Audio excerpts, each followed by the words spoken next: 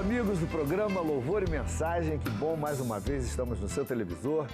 Esse é um programa da Igreja Missionária Evangélica Maranata, uma igreja evangélica que prega o evangelho com equilíbrio, sem falsas propagandas. Está começando o programa Louvor e Mensagem.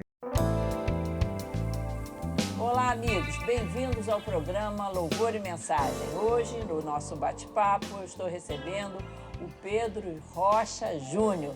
Ele é o nosso missionário, o missionário da Igreja Missionária Evangélica Maranata, e ele trabalha levando a palavra do Senhor em vários lugares, com foco especial na área social, em desenvolvimento humano, em investindo em pessoas. Ele vai falar um pouquinho mais sobre esse trabalho. Tudo bem, Pedro? Graças a Deus, é bom. Obrigado pelo convite. É bom estar aqui. Verdade. E a gente está aqui um pouquinho para aprender junto e poder compartilhar. Isso. Conta aqui o que o nosso missionário tem feito. Então, hoje, depois de 20 anos trabalhando no Morro do Borel, a gente desenvolveu um projeto social, onde a gente construiu uma creche, um ambulatório médico, implantamos algumas igrejas ali em cima. Um dia o Senhor nos levou para o Egito e durante 4 anos a gente desenvolveu um projeto com crianças em situação de risco no Egito, onde a gente implantou uma casa que as crianças podiam vir, ficar, voltar para a rua de novo, elas voltavam e até elas entenderem e escolherem ficar. Então muitas escolheram ficar e hoje a gente tem mais ou menos 120 crianças morando nesse projeto. Então desenvolvemos o projeto no Borel, depois fomos para o Egito. E ao regressar do Egito, hoje a gente trabalha mais dando uma consultoria e trabalhando com igrejas que trabalham na área social, dando ela palestra, né, congressos. E o principal, compartilhando do reino de Deus, porque eu acho que a justiça social só chega quando o reino de Deus chega. E aí ela é uma mudança completa. Transformação completa. E completa. Até você falou do Egito aí, eu me lembrei que você há pouco tempo nos falou que tem um jovem, agora jovem, mas foi um dos meninos Isso. que você esteve assistindo ali naquele tempo do Egito, né? Isso, o Bessem.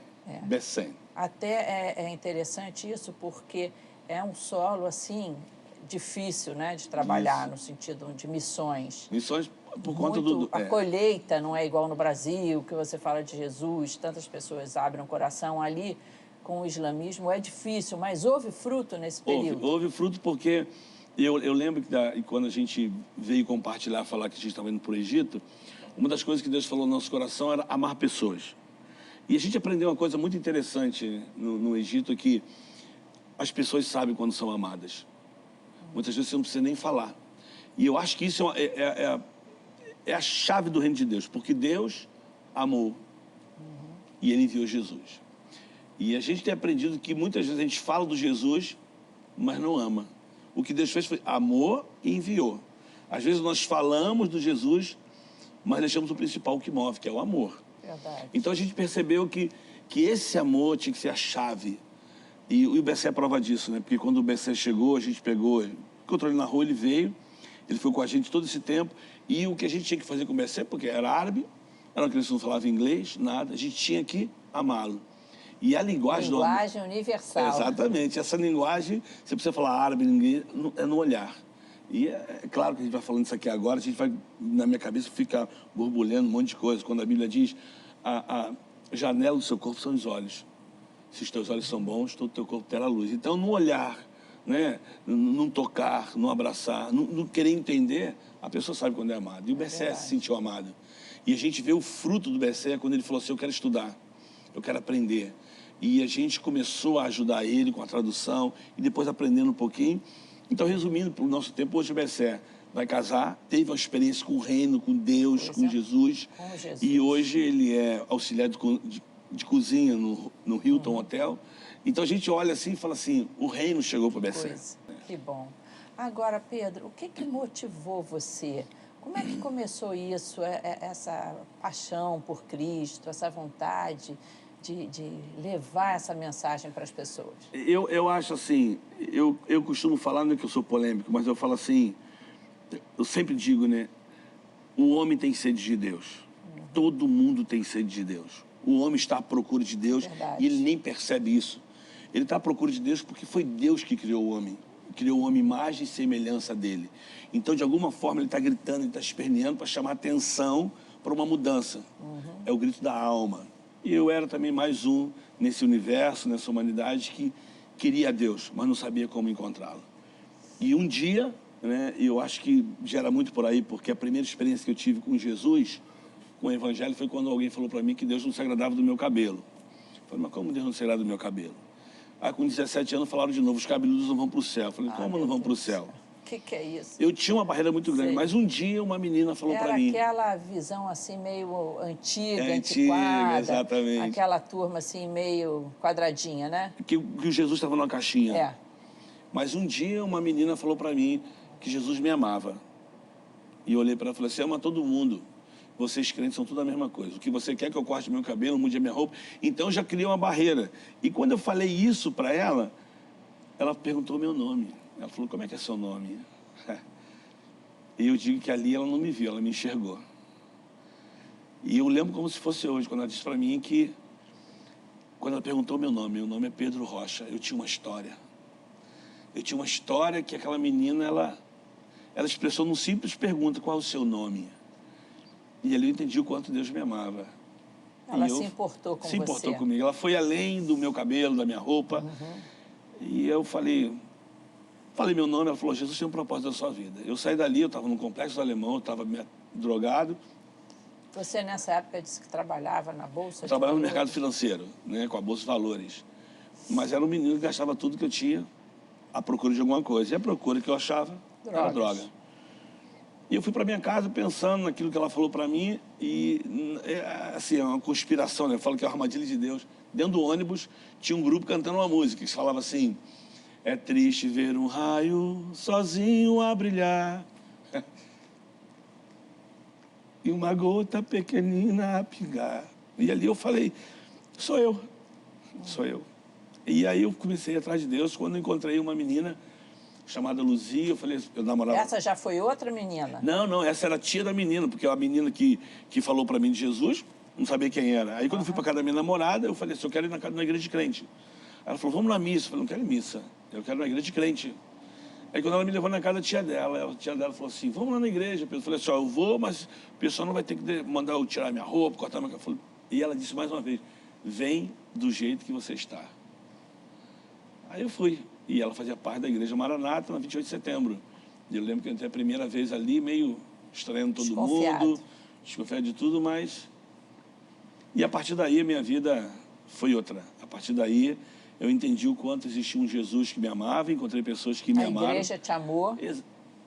Eu falo isso. Do jeito que você isso tem era. que estar no meu testemunho. Eu vou falar para você que está me vendo agora. Quando eu cheguei na igreja, uma mulher olhou para mim, me deu um abraço tão gostoso e falou assim, pô, que parada é essa? É muita mão num lugar só. Fiquei meio desconfiado.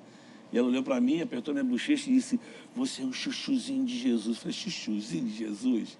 Ainda bem que ela já era uma senhorinha, senão tu ia pensar que ela estava te paquerando. Mas foi muito bom. Aí, a partir daí, eu fui em busca do Senhor e encontrei o Senhor. Que bom quando a igreja é esse lugar que acolhe, exatamente, né? Esse lugar que te recebe do jeito que você é. Exatamente. É assim, a Maranata é assim, pode vir nos visitar que você vai descobrir que é assim. E assim mesmo, pode vir, com certeza, é assim mesmo. Não é? Assim. Então, a partir daí, começou essa motivação... Esse desejo de falar de Jesus. Querer falar desse Jesus maravilhoso que transformou... E aprendi aqui, assim, aprendi a amar pessoas aqui, aprendi a amar pessoas na escola dominical, a compartilhar nos ar livres, uma coisa que eu sinto muito saudade, e às vezes eu fico nostalgia, que era o navegando com Jesus, né? Uma vez que entrar naquela barca, você ouvindo Jesus até Paquetá. Então, eram coisas que me incendiavam o coração de estar nas praças, de estar evangelizando. Isso, para mim, era muito forte, de amar pessoas. E é claro que, com o passar do tempo, a gente vai... Você fez essa opção buscando, eu falei, o que eu faço? Exatamente. E hoje, Pedro, onde você está fazendo missão de amor? Isso. Hoje, depois que a gente voltou do Egito, a gente começou a orar, eu e minha esposa, e Deus começou a compartilhar para a gente sobre um projeto no Borel chamado Tá Limpo, né? Limpando o morro e reciclando pessoas. O objetivo não é apenas limpar o morro, mas é reciclar as pessoas que estão na margem da sociedade, que não tem mais um emprego, que a gente pode agregar elas, onde elas pegam todo o lixo, reciclam e levantam o sustento para elas. E atrás dessa procura, a gente foi parar em Jardim Gramacho, que era o lixão, né, do Rio de Janeiro, E a gente A aprendeu. gente escuta falar, perdão de te interromper, escuta falar que acabaram com o lixão. É até complicado. Acabaram ou não acabaram? É até complicado falar isso aqui, filmando, mas assim, se você quer a resposta, vai em Jardim Gramacho. Quer dizer, você vai não ter. acabou totalmente. Tá lá. Eu acho que foi uma covardia ter acabado num lugar que dava muito trabalho para muita gente, que as pessoas viviam do lixo, mas dignamente. Claro, tinha muita questão de droga por ali, mas era só uma questão de trabalhar as pessoas, valorizar as pessoas, Sim. criar cooperativa, e todo mundo ia tirar do lixo o seu sustento. Mas hoje, muito pouco, mas continua lá. Continua a ser despejado o lixo lá. Isso, mas existe uma geração que nasceu desse lixão e que hoje não tem perspectiva. E é essa garotada que a gente está pegando hoje. Quer dizer, pior a situação agora do que anteriormente. Exatamente, porque é uma garotada que nasceu sem perspectiva, que imaginava que a visão dela era continuar vivendo do lixo e hoje não tem mais. Hoje não tem o suficiente para todo mundo, mas continua lá. Pessoas vivendo à margem, continuam vivendo. E a gente começou um projeto chamado Eu Vejo um Jardim. O nome é Jardim Gramacho, mas o nosso projeto se chama Eu Vejo um Jardim. Porque a gente aprendeu, nesse tempo, de enxergar pessoas, ao invés de você ver, enxergar. E no Jardim Gramacho, quando você enxerga pessoas, não tem como não ver um jardim. E ali surgiu a Casa de Arte, onde nós trabalhamos com a fábrica de coração, onde a gente pega o lixo, com os meninos, os adolescentes, do lixo às madeiras e transforma em arte. A gente costuma dizer que o rio produz um lixo para a gente pega e transforma em arte. E eu diria, talvez, fechando o trabalho, a Bíblia fala que Satanás veio para matar, roubar e destruir. Mas Deus, vindo nisso tudo, enviou Jesus, ele pega e nos transforma. E o que a gente quer fazer com esses meninos é mostrar para eles que, assim como aquelas madeiras que eles estão transformadas, eles também podem ser transformados. Na realidade, nós somos todos reciclados, Exatamente. né? Jesus foi o maior catador da história, né? Ele levou sobre si as nossas dores, plural. No singular, ele levou sobre si a minha dor. Logo, ele foi o maior catador. É verdade. É só você entender. Transformando E a aqui, gente, né? Eu trouxe aqui. De coisa feia em coisa bonita. Os corações são isso aqui, essas madeiras são transformadas. São feitos das madeiras que vocês É um presente encontram para você. lá no lixo. E tem aqui tem uma caixinha de lápis De lápis de cor, porque a criança pode comprar. Pra gente pegar mas esse coraçãozinho. Já vem assim e já tem tudo para ti. Que legal, que bacana. E as pessoas podem ir lá conhecer esse trabalho? O dia que quiser. Primeiro, fala com a gente, então vamos conversar, saber o que acontece lá. Sei. E a partir daí você vai. Entendi. Quer dizer, a melhor coisa é eu colocar o teu e-mail. Isso, e-mail, contato. Para que as pessoas possam conversar. Pedro, me interessei, Deus tocou o meu coração, eu quero ver, eu quero participar. E Pode aí ligar pra faz gente. esse contato. Com não é? certeza. Pensando sempre que a maior transformação Começa dentro. é em Jesus Cristo, né? Exatamente. Ele que vai fazer as transformações sociais valerem mesmo. Não, sem ele não existe transformação social. Sem ele, É verdade. sem a própria justiça não tem. A gente pode até fazer e vai ser um desencargo de consciência. Mas transformar e transformar as pessoas, esse é o papel principal. Transformar Que as bom. pessoas. Porque quando elas são transformadas, elas transformam onde elas estão. Isso aí. Pedro, Deus te abençoe. Amém. E que você continue investindo em pessoas, porque antes você trabalhava com a Bolsa de Valores. Isso. Mas agora você trabalha com um valor muito maior. Tá que dentro. são vidas humanas e que é Jesus Cristo. E que ninguém pode roubar. É verdade. Esse daí dá sempre lucro. Amém. Não é? Amém. Obrigado, Deus te pastor. abençoe. Amém. E você, amigo telespectador, continue ligado. Você está observando um telefone. Ligue para nós. Um povo aqui muito querido, voluntário para orar com você, conversar com você, mas não desligue, o programa não terminou. Você vai escutar uma mensagem sobre Jesus Cristo, que transforma corações. Pode transformar você também. E a gente queria encorajar você. De que maneira você pode participar? Nosso endereço está aí, os nossos contatos estão aí, nossos telefones. Se você quiser se envolver com a gente, você é muito bem-vindo. Que Deus te abençoe.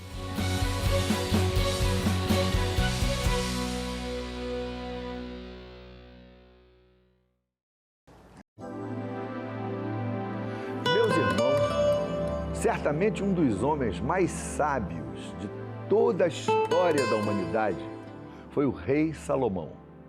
Salomão pediu a Deus sabedoria ao invés de riqueza e vida longa.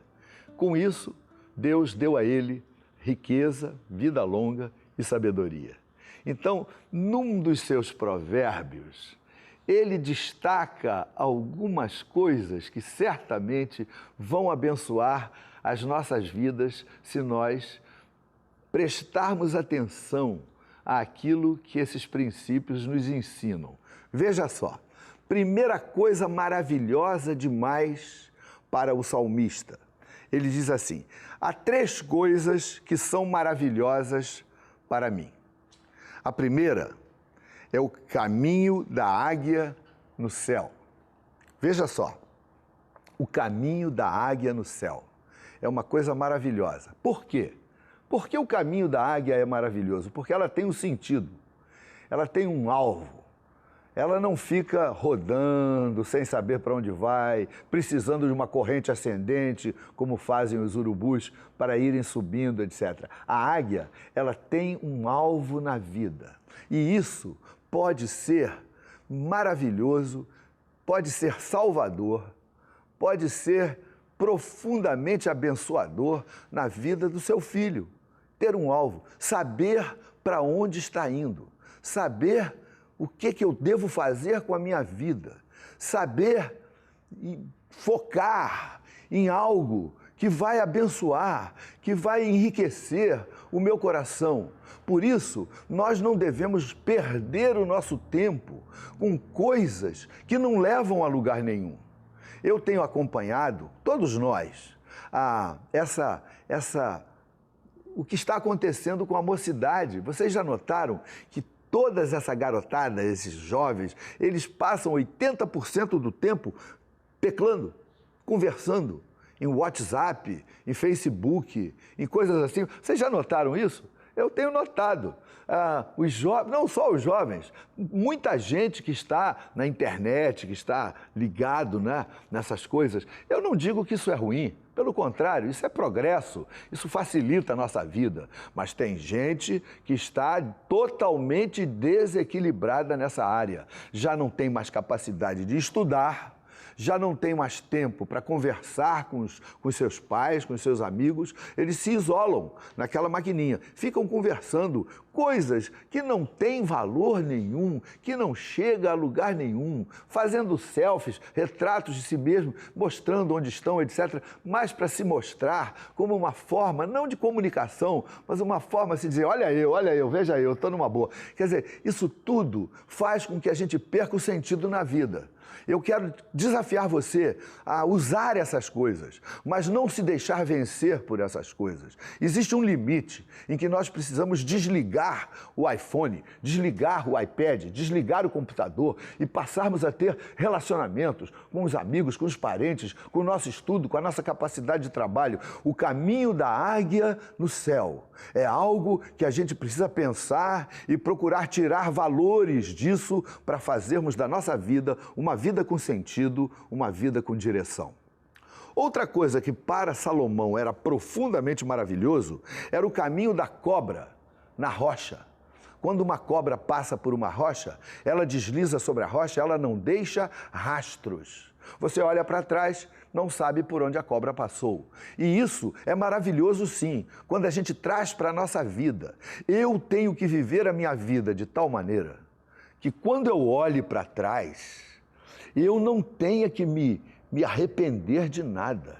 Algo que eu fiz lá no passado que vai desencadear tragédia, inimizade, separação, morte, porque eu fiz alguma coisa lá que teve consequência. O pecado tem sempre consequência. O pecado gera separação, mágoa, tristeza, lágrimas, decepção, derrota. Então, o caminho da cobra na rocha, que não deixa rastros, significa alguma coisa para mim e para você, meu amigo, que está me ouvindo nesse sábado de manhã. O que é que eu posso fazer da minha vida para ser abençoado? Pois bem, caminhe de um jeito, viva de um jeito que você, ao olhar para trás, não tenha que se arrepender de nada, não tenha que revisar as coisas que você fez porque você deixou uma herança maligna, uma herança maldosa, uma herança ruim. Você construiu bonito, você construiu uma família bonita, com padrões, você construiu amizades profundas e que duradouras. O caminho da cobra na rocha me ensina a viver de tal maneira que, ao olhar para trás, eu possa dizer: muito obrigado, meu Deus, tu me abençoaste, tu tomaste conta de mim, tu me orientaste, eu vivi uma vida que abençoou outros, fiz amigos, construí uma coisa bonita para mim e para minha família. Então, que você faça isso. Jesus Cristo entra no nosso coração, ele apaga o nosso passado e ele faz com que daqui para frente a gente tenha uma vida sem alterações negativas. Pelo contrário, fazendo com que a gente seja uma pessoa profundamente vitoriosa naquilo que fazemos e planejamos. Você sabe, existe um telefone aparecendo aí na nossa tela. Esse telefone, ele aglutina diversas pessoas que vêm para cá, para a nossa sede, e aguardam a sua ligação. São dezenas e dezenas de ligações. Se você não conseguir falar agora, aguarde 15, 20 minutos e ligue. Mesmo depois que o programa já tiver terminado, existem pessoas que podem atender a sua ligação, o seu telefone. Nós não vamos pedir a você dinheiro, não vamos pedir voto, nós vamos orar por você, para que você tenha uma vida de tal maneira que, ao olhar para trás, não deixe rastros ruins, para que você venha depois a se lamentar daquilo que você fez. Mas o salmista, Salomão, o rei Salomão, disse ainda mais uma outra coisa, que é maravilhosa demais na sua concepção. É o caminho do navio no meio do mar. Meus amigos, naquela época, quando Salomão escreveu isso, o navio no meio do mar, só existia uma maneira de você se localizar, de você se orientar. Hoje em dia nós temos o GPS, não é? Que é o Global Position System, que determina a sua localização. Até no nosso telefone nós sabemos onde estamos e sabemos até onde os nossos amigos estão, né? Buscar amigos. Meu filho, mas naquela época não havia isso. Para você se localizar, você tinha que olhar para cima. Você tinha que pegar uma estrela, casar com uma segunda estrela e colocar uma terceira estrela nesse triângulo, e essa forma dava ao navio uma posição muito aproximada de onde eles estavam. Olhar para o alto, para se posicionar. O que significa isso na nossa vida? Eu preciso olhar para Deus, eu preciso buscar o Senhor, eu preciso ter referência no meu Pai, na minha vida com Ele, eu preciso buscar a Sua presença, eu preciso me orientar naquilo que Ele me ensina. Eu tenho ficado um pouco aflito por alguns ensinamentos que nós estamos vendo nas televisões, até de programas religiosos que se dizem evangélicos. Pastores que tentam orientar as pessoas de uma maneira que não é bíblica, fazendo com que elas creiam em superstições, creiam em coisas que a Bíblia nunca ensinou, fazendo com que as pessoas se apeguem a promessas que Jesus nunca fez. Por exemplo, Jesus nunca prometeu pagar a dívida que você faz no seu banco. Se você tem uma dívida, você vai ter que pagar a sua dívida. Você vai ter que arcar com as consequências da sua dívida. Ele não faz a sua dívida desaparecer. Eu vou chegar no banco, vou colocar assim a minha folha de dívida e vou pedir para Deus anular a minha dívida. O que é isso? Jesus não vai fazer isso. Isso é uma coisa errada. O milagre parte de valores e referências profundamente éticos e princípios que são princípios da verdade e não da mentira. Então, algumas coisas têm sido vistas aí em programas de televisão e, inclusive, meus filhos, meus irmãos, meus amigos, nós precisamos estar muito atentos para saber o que realmente alguns líderes, alguns pastores, alguns sacerdotes, o que eles estão querendo ao dizer essas coisas, ao ensinar essas coisas, para que você não seja levado por uma coisa assim de engano, não é? E você ser levado por uma falsidade, uma coisa errada, uma coisa que não é de Deus. Olhar para cima, para nos localizarmos na vida, olhar para Deus, olhar para os princípios que Jesus deixou para nós nas Sagradas Escrituras, na Bíblia, faz com que eu e você, meu amigo, tenhamos referências do correto, da verdade, daquilo que Jesus prometeu e que eu posso realmente reivindicar para mim como resposta para a minha vida. Isso não significa que nós não vamos ter desastres, derrotas e vamos ter coisas que vamos ter que refazer, consertar, né? A Bíblia não é um livro que isenta as pessoas de erro. E aí você aceita Jesus, não tem mais problema, não fica doente, não é verdade. A Bíblia diz que no mundo teremos aflições, mas que devemos ter bom ânimo, porque Jesus venceu o mundo e nós podemos vencer com ele também. Os verdadeiros valores estão quando nós olhamos para cima e fazemos com que a palavra de Deus, os ensinamentos do Senhor, sejam referência para a minha vida, para o que eu faço hoje, para o que eu fiz ontem e para aquilo que eu vou fazer amanhã. Jesus nos ensina a caminhar com dignidade, com honradez, com credibilidade, com honra. O Brasil nunca precisou, meus amigos, minhas amigas, meus irmãos, de homens e mulheres que venham para os canais de mídia para dizer não tolices que o povo quer ouvir, mas a verdade bíblica que o povo, que os brasileiros precisam ouvir para consertar as suas vidas, para endireitar os seus caminhos e viverem uma vida abençoadas na presença de Deus. Então, 3 coisas são maravilhosas demais para mim, não é verdade? O caminho da águia no céu, que tem sentido.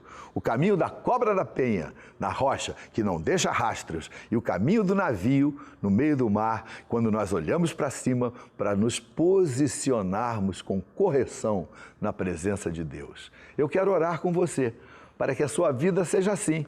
Uma vida de direção, uma vida sem deixar rastros e uma vida que sabe olhar para os céus e eleva os meus olhos para os montes, de onde me virá o meu socorro vem do Senhor. Vamos orar, meu amigo.